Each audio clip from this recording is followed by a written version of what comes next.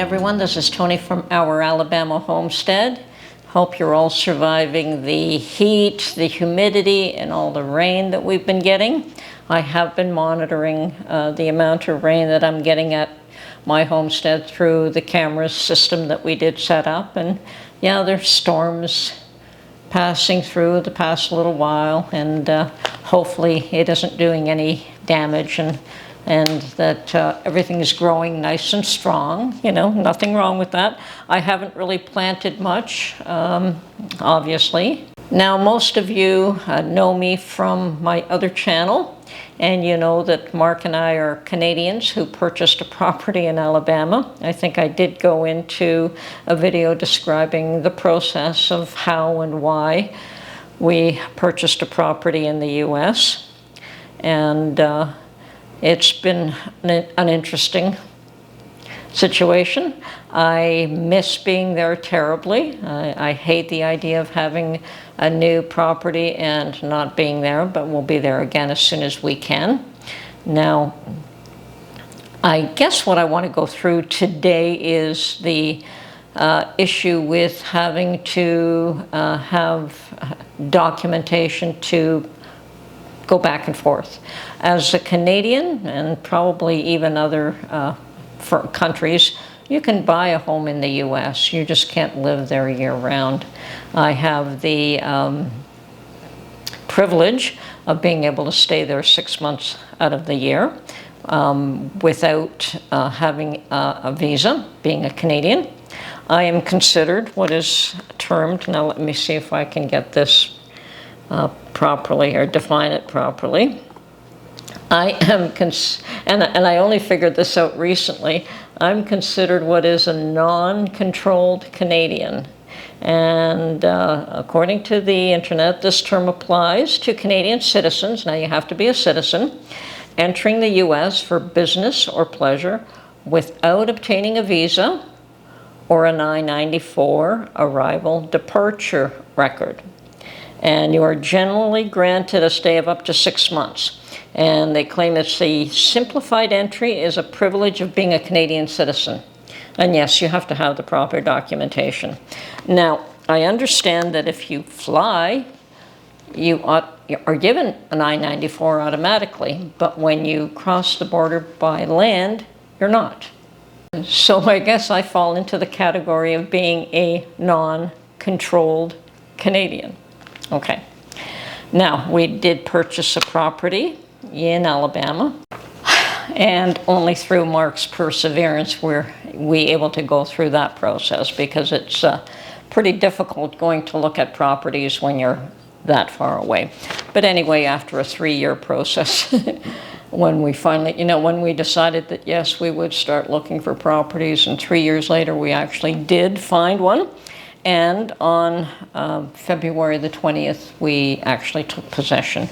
Now, this property was a foreclosure, limited funds, and we can't live there year-round, so we have to maintain a property here, which really hurts.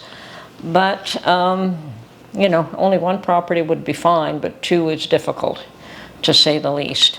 So, limited funds, and we looked around and we found a foreclosure that was acceptable. I mean, it had some points that made it an interesting property. It has some issues that need to be addressed, but that's fine. We'll deal with that as best we can over time.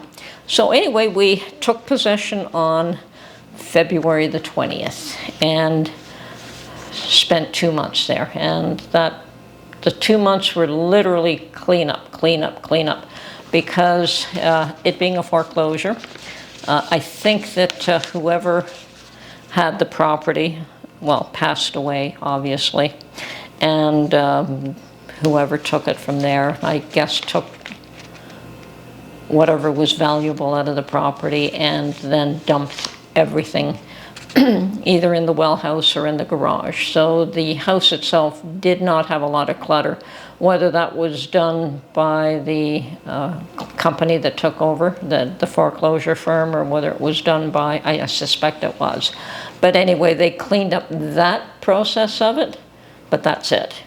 There was I mean, literally you just had garbage everywhere. There was garbage in the back area. There was probably 2 to 3 inches of dirt and mud over the back patio, which was a very large back patio, so cleaning that off was quite a chore. Anyway, just to make a long story short, that 2 months was literally nothing but cleanup. And taking care of some of the real essentials, like getting the well working and getting the well water tested, and it was tested perfectly, which is nice. But before it was tested, we obviously didn't drink it, but we were able to use the water. We also had to put a new electrical panel in, and that took up those 2 items, you know, getting the electrical panel updated and all new, and getting a new electrical line from the well house to the house, because the one that was there didn't work. Putting a new tank in the well house, getting a new toilet in the house, because we needed at least 1 working toilet. Those were the essentials, and those were taken care of while we were there, other than cleanup. So anyway, in the process of being there, I think we were there, yeah, we were there February, and in March, President Trump had a mandate stating that all visitors and people who were there for longer than 30 days had to have this I-94. You know, had to have an entry-exit document, and we didn't have one because we were, and I didn't really understand what the term was or why, but we just didn't have one. Now, apparently you were supposed to be able to go to the I-94 website and get the latest one. I did that for both Mark and I. None existed. We did have travel history documentation available, but no I-94. So that document would say, okay, we came in on this day and we have to be out of the country by this date. It's just an entry-exit document that, and Border does create one. Apparently it's always there electronically in the system, and if you were to fly, you would have one, but because we went across by land, they don't have them at the land border crossings. Or at least they don't make them available either electronically or on paper to individuals such as Mark and myself, to us non-controlled Canadians. I think if you cross with any other kind of visa that is required, you probably do get an I-94. So I did get many heads up, I guess, comments from my posters suggesting that, yes, I better be careful and do this, because if you're there for longer than 30 days, you have to have documentation that we didn't have. And my daughter called and said the same thing, and if you're there for longer than 30 days and you don't have this document, you're in trouble.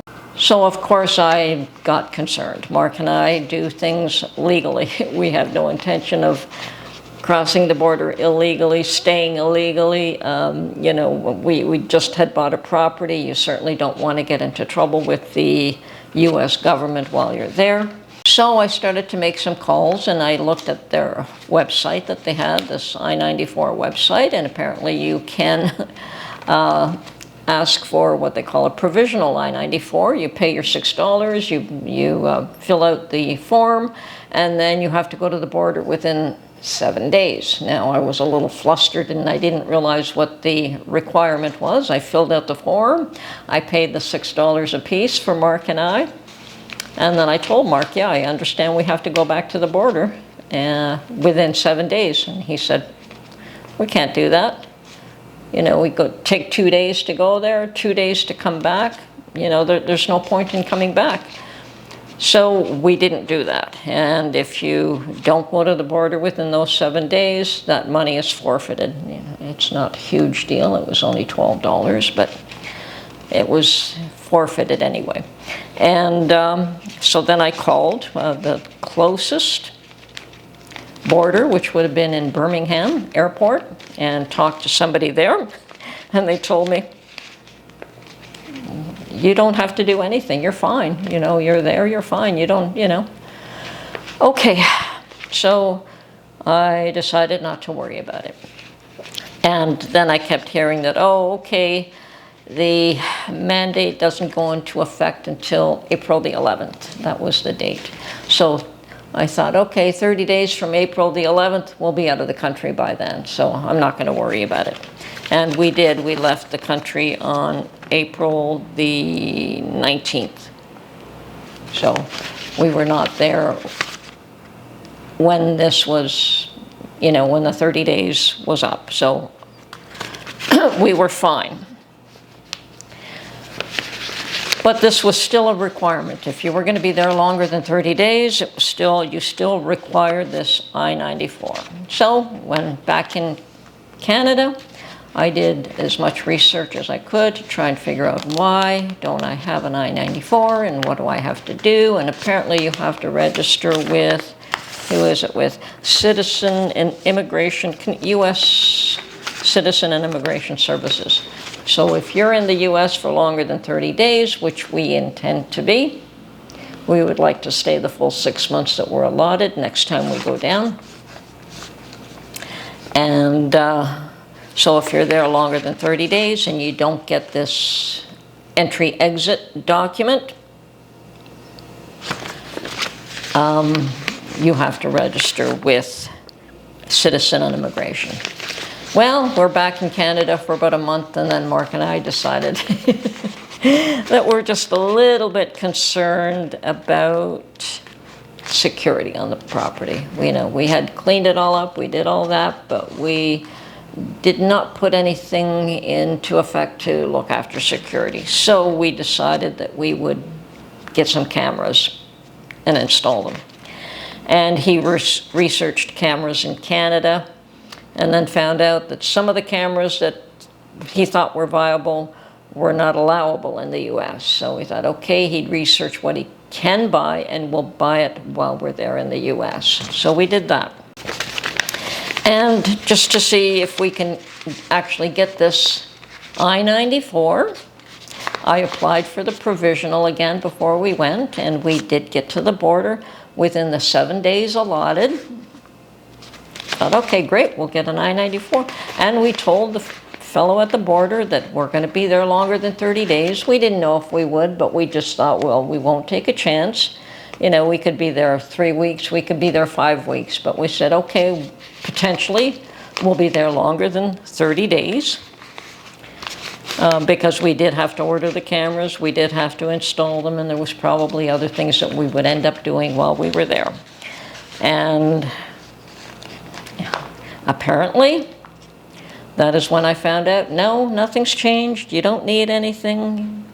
They're just scaring people, you know, like a lot of Canadians were scared away and were not crossing the border. And obviously that was because of some comments Trump made, whatever. I was not going to get thrown off because of that. But he did say, yes, that nothing has actually changed, that we didn't need any documents that we didn't already have, that we were... I had determined later on that this is what we were. We were determined, non-controlled Canadians, because we were citizens of Canada. Okay, so we crossed the border, we put up our cameras,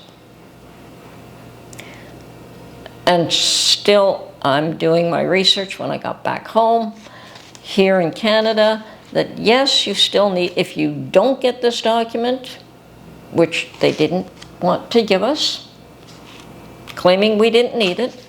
So if you don't get this I-94 at the border, then you have to log into U.S. Citizen and Immigration Services, and you have to fill out a form there. That doesn't give you an I-94, but it allows you to document that you're actually in the U.S. for the longer than the 30 days. So if you don't get one, you have to do the other. And you do that when you're in the US, not when you're in Canada.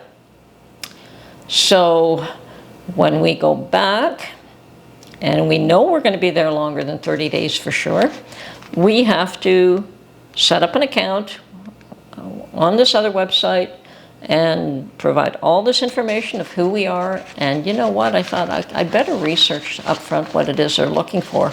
And it's a good thing I did. I mean, I set up my account. I told Mark that he has to set up his, that I can't do it for him. Each person has to do it individually. And the information that he would need. So, because I was quite surprised to find out that I needed all kinds of detail that I had here, I would never have had. Now, this information I would fill out while in the US before the 30 days was up. So if I hadn't researched what information I needed, which is here, I would not have been able to access this information and would not have known what I needed. So good thing I did the research up front. And it's just things like parents' information, which, you know, I don't have off the top of my head. I don't know when my mother's birthday was, what year she was born, like, or my dad, you know, and those are things that I just didn't have off the top of my head. So much more detailed information. But I did have document here, and I thought, well, I'll better research that, check it, and make notes of all of this stuff that we'll need. Okay, so when I researched my information here, I found I had a couple of old passports of mine. So just out of curiosity, I thought, okay, I'll punch in this old passport number and see what information comes up. And sure enough, I did have an old I-94.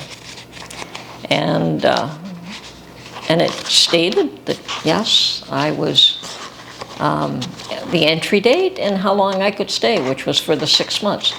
Apparently, because I flew, that was documented. Interesting. But now I'm also, my research tells me that because my I-94 doesn't show up, it's an error in the system. Like my recent ones, even though I don't need it or didn't need it, it doesn't mean it didn't exist. The border guards can see them. I couldn't on the system. And apparently it's an error in the system that can be corrected.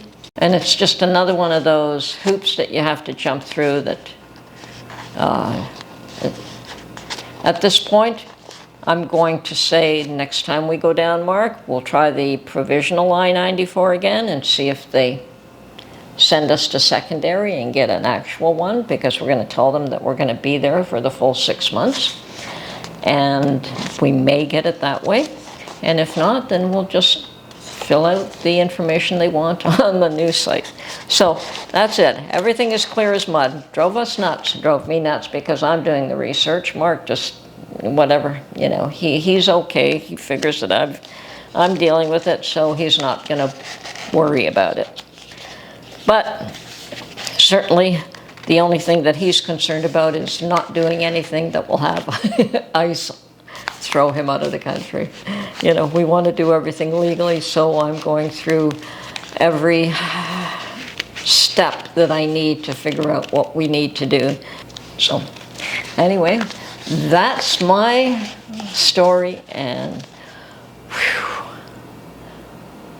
can't wait to get back home. Talk to you soon. Bye for now.